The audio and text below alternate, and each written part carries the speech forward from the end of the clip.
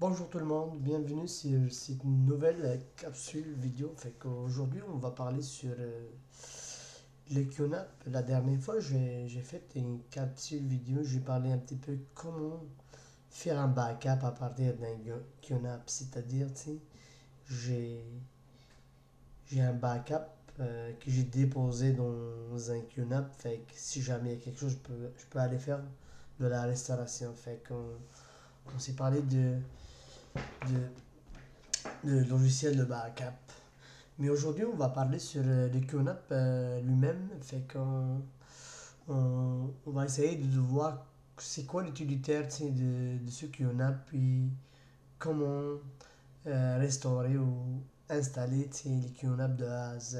Fait que surtout la configuration de base, puis parce que dans le QNAP, il y a plusieurs fonctionnalités, puis si jamais on va avoir l'ensemble des fonctionnalités, fait qu'il faut vraiment les parcourir un par une, tu sais. Fait que les fonctionnalités vraiment comment dirais-je, sont beaucoup, tu sais. Fait qu'il y en a beaucoup. Fait que comme vous voyez sur l'image, fait qu'ici, si j'ai déjà préparé l'image d'un QNAP pour les gens qui ont jamais vu un QNAP, fait que c'est pas mal ça, fait que ça dépend. Fait que ça commence, un QNAP, ça commence avec, tu sais, avec moi. J'ai jamais vu un QNAP avec un seul disque dur, mais ça se peut que ça existe. Hmm, ok. Fait que, on va essayer ces deux disques durs. On peut avoir un, deux, trois, quatre, il y en a, 8. Fait que ça dépend. Fait que pour celui-là, il y en a 5 disques durs. Fait que par exemple, pour celui-là, on peut avoir juste un. On peut configurer ce QNAP sur le RAID 0 ou RAID 1. On peut pas avoir de RAID 5, mais dans lui, on peut avoir RAID 5. C'est, si voulez-vous qu'on parle un petit peu sur le RAID 0, le RAID 0, c'est-à-dire vous allez avoir les disques durs avec, par exemple, vous avez 1 Tera, fait que vous allez avoir 2 Tera, mais les données sont un peu propagées partout, fait que le but, c'est de donner la fluidité pour les disques. Mais si jamais vous perdez un disque dur, vous perdez l'ensemble des données. Fait que, et puis, si on parle sur le RAID 1, c'est quoi un RAID 1? On peut dire le miroir. Fait que, par exemple, vous avez 1 Tera ici. Fait que, si vous faites un RAID 1, fait que le stockage, ça va être vraiment, le stockage disponible, ça va être 1 Tera et pas 2 Tera parce que l'autre disque dur va être au miroir. Fait que si jamais on perd un disque dur, fait que les données vont se stocker dans le disque dur qui est fonctionnel. Fait que quand même, il offre une très bonne sécurité. Puis si on veut parler de RAID 5, fait que ça prend au moins 3 disques durs et plus.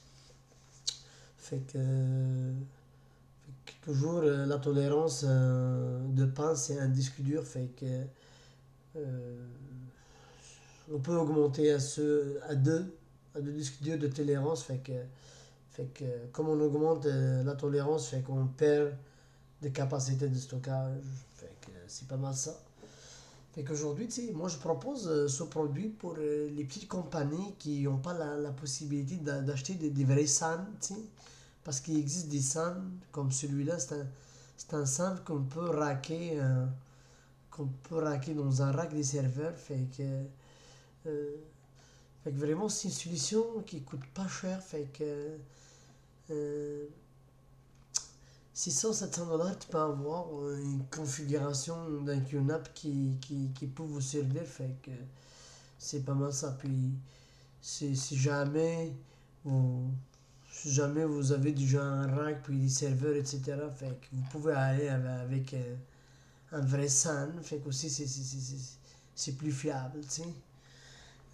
Mais l'utilité d'un QNAP, ça diffère par exemple, parce que lui, tu peux dire je suis juste vraiment, et vous stockez des données, stockage des données, mais le QNAP, on peut faire beaucoup de choses.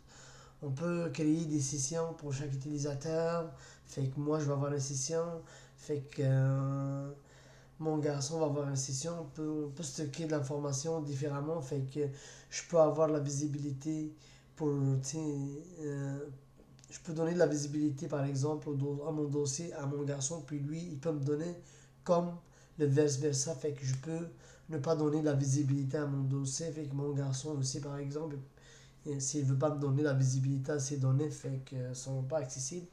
Et puis, chacun avec son mot de passe, chacun avec son user. Fait qu'on peut créer. Puis, le fun aussi, c'est ce qui est intéressant, il est accessible sur le web. Fait que si jamais tu es sur la route et puis tu as besoin de récupérer un fichier, fait que juste aller sur le web, tu es capable d'accéder au QNAP. Fait qu'il y a beaucoup de fonctionnalités. Fait que même vous pouvez rajouter des caméras. Si vous avez un QNAP, tu n'as pas besoin d'acheter un VR pour vos caméras. Fait que moi j'ai un QNAP à la maison puis il supporte deux caméras. Fait que ça dépend le besoin, tu sais. Ça dépend aussi le type de QNAP. Fait que il y a beaucoup de fonctionnalités. Fait que si on commence à expliquer c'est quoi les fonctionnalités, je pense pas qu'on va arrêter dans cette capsule vidéo. Puis c'est pas l'objectif, juste pour vous donner une idée. Puis l'objectif vraiment, c'est vraiment comment installer un QNAP ou si jamais vous avez des troubles, comment la restaurer. Fait que pour commencer, dans le fond, moi j'ai un petit problème dans mon QNAP, fait que je vais profiter avec vous autres de faire le setup. Euh, Fait que les QNAP, il y a plusieurs applications qu'on peut utiliser, par exemple pour localiser sur le réseau. Fait que vraiment, on utilise les QNAP QFinder. Fait qu'avec les QNAP QFinder, on peut visualiser notre.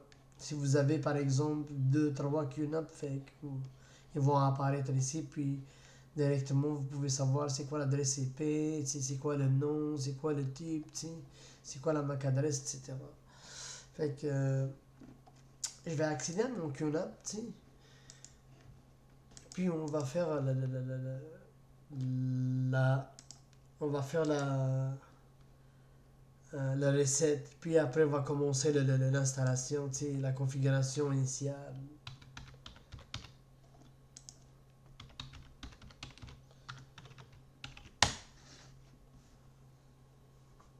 Oups, j'ai manqué ma shot.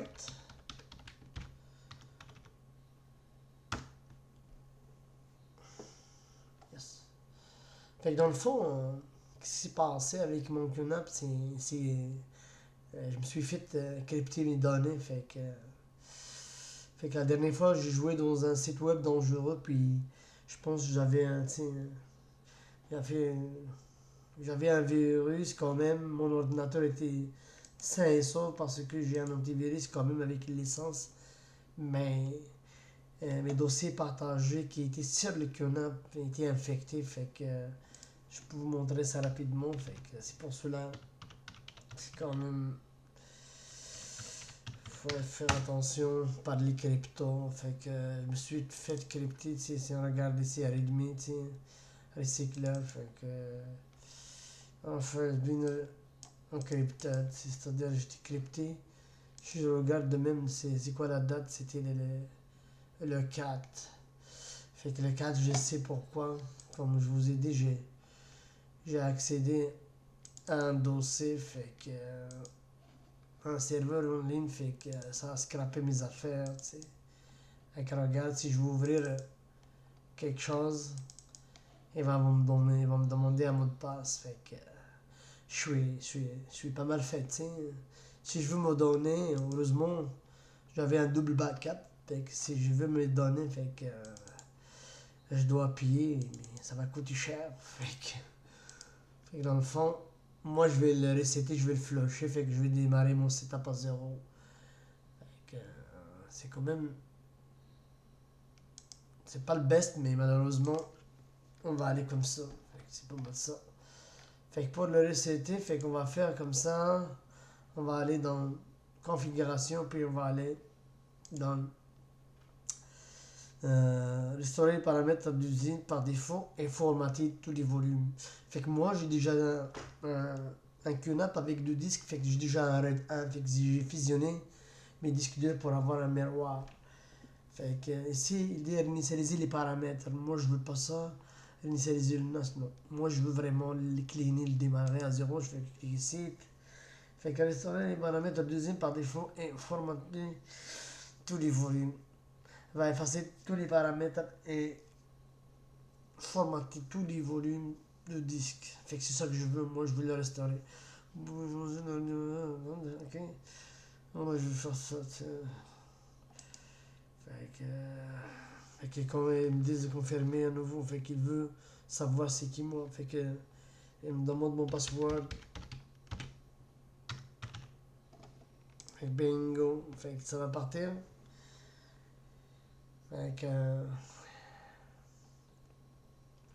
fait que je vais attendre que mon disque dur soit visible, mon QNAP, excusez, soit visible parce que maintenant ça va détruire toute la config, puis ça va aussi m'attribuer une autre adresse IP que j'avais fixée, fait que ça va être un tout setup.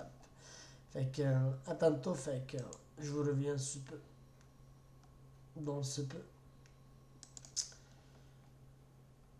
Fait que, bonjour, fait que notre QNAP vient d'être reseté, c'est-à-dire, il s'est mis à zéro, puis l'ensemble des disques durs sont formatés, puis il a détruit le pool, mon RAID 1 existant déjà, fait que même on voit qu'il a changé l'adresse IP, avant c'était 192.168.2.150, mais après le restore, fait que après le reset, fait que ça a changé, c'est normal. Fait que maintenant on va débuter la configuration de base du QNAP, fait qu'on va aller se connecter. Fait que malheureusement ça répond pas, on va aller voir pourquoi. Fait qu'il y a des affaires qui se passent sur mon QNAP, fait que elle répond pas, on va attendre. On va attendre, malheureusement, on va attendre. Fait que en allant dans QFinder, fait que on va aller démarrer le setup de base.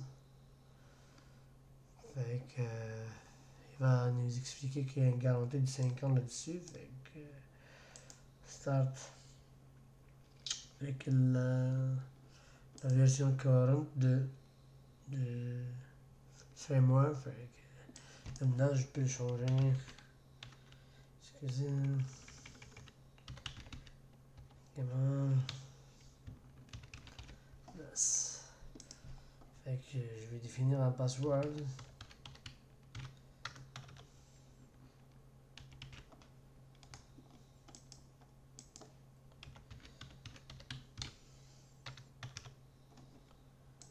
Next.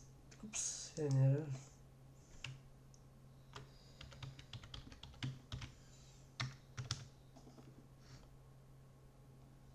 Je pense.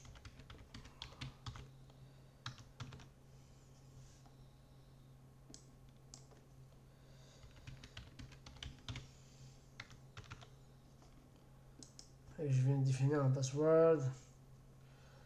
Un serveur, oui, il doit synchroniser avec le serveur de temps automatique sur internet. Yes. Oups, back. Fait qu'ici, je dois choisir notre faisceau horaire. Fait que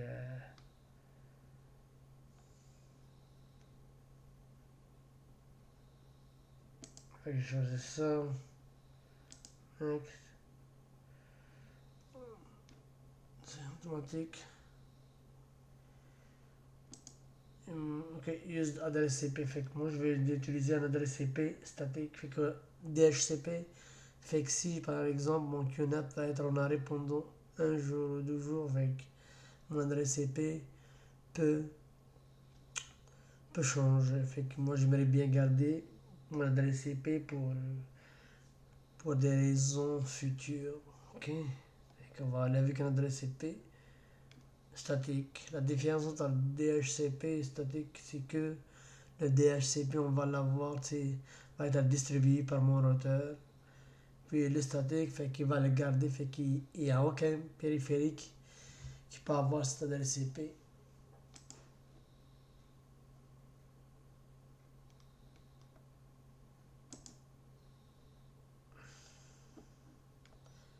Fait qu'il va changer de RCP. Procède.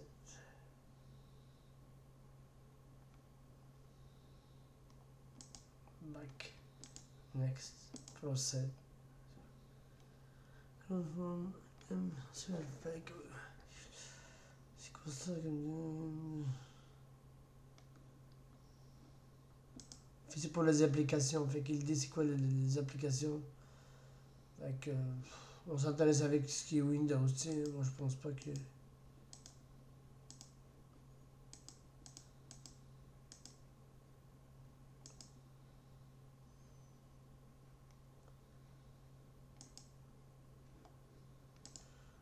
avec ça, avec username, admin. Fait que ça c'est l'installation de base qu'on a faite. Fait que... faire sharing. Fait que... moi je fais un back, je rajoute ici Linux si jamais je veux utiliser du sharing. Fait que apply. Fait que... initialise. Yes. Fait que... il va appliquer les configurations. Fait que ça va prendre quand même un temps. Fait que je reviens. Fait qu'on voit ça progresse bien. Fait que j'imagine qu'on va l'avoir rapidement.